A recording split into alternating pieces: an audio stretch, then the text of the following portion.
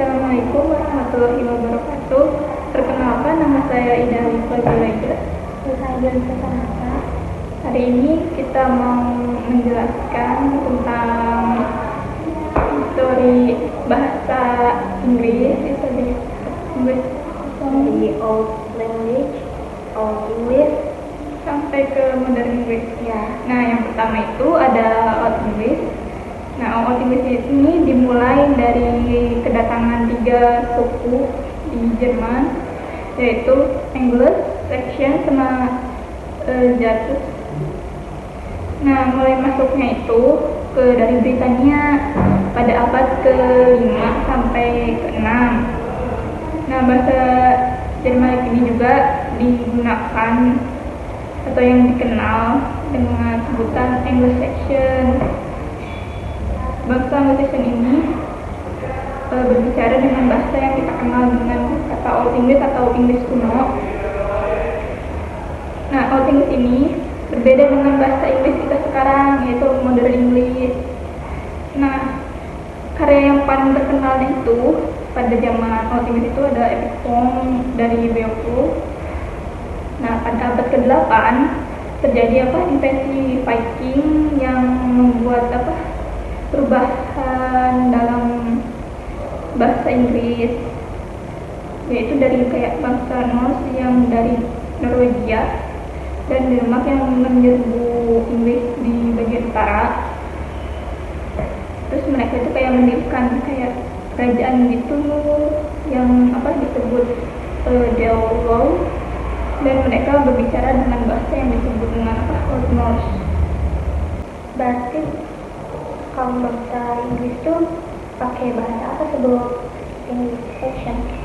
Sebelum Anglo-Saxon itu Inggris, bahasa Inggris itu berbicara dengan bahasa yang disebut Celtic atau enggak Latin, karena Latin itu juga di Old English itu sebenarnya masih dipakai, tapi kayak cuma buat kayak keagamaan, kayak buat mungkin Kristen bagi yang agama Kristen kayak bagi gereja atau enggak buat tahu aku ya pakai buat organisasi juga bahasa Latin tuh. Sekarang kita bahas Middle English. Ini ada di periode 12 sampai 15. Nah, ditandai dengan perpaduan Old English, nama French, dan ada sedikit bahasa Latin. Bahasa Inggris di masa ini disebut Middle English. Nah, pada 100 tahun kemudian dua bahasa Inggris kuno dan Prancis kuno itu bergabung menjadi menyatu, dan dia gabung sama Middle English. Dan ada contoh karya sastra yang terkenal pada masa itu, namanya karya Geoffrey Chaucer yang namanya Canterbury Tales. Kalau begitu apa Old English dipakai nggak di Middle English? Masih dipakai nggak atau udah semua dipakai lagi? Tetap dipakai di istana kayak kerajaan atau bangsawan kelas atas. Tapi kalau misalnya Old English itu dipakainya kayak kaum bawah. Berarti Old English lebih pakai untuk kaum bawah. Kalau misalnya yang kayak bangsa atas itu bangsawan pakai Middle. pakai orang bangsa. Nanti Kuno. Itu. Oh. Oke. Nah, kita lanjut pada early modern English atau Inggris modern. Nah, pada abad ke-15 terjadi pergeseran vokal yang mempengaruhi semua pengucapan bahasa Inggris.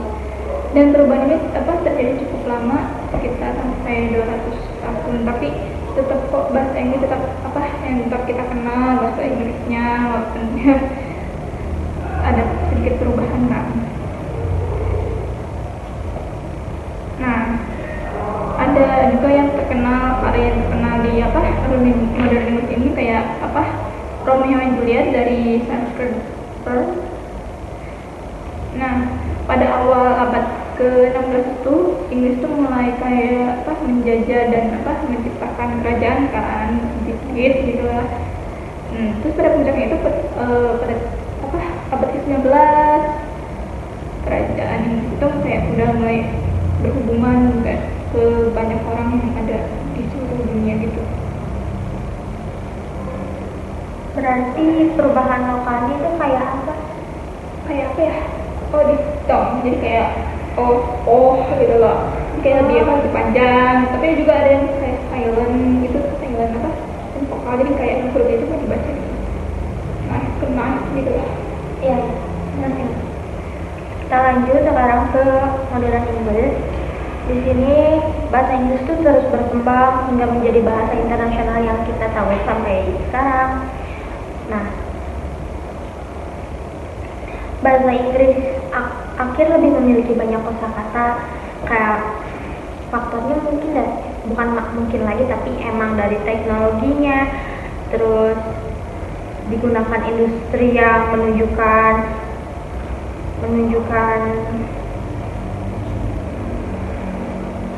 puncak kejayaan kerajaan. Mungkin segini aja yang bisa kami berdua sampaikan. Mohon maaf kalau kita ada salah. Ya, Kurang lebihnya mohon maaf. Semoga membantu. Assalamualaikum warahmatullahi wabarakatuh. terima kasih.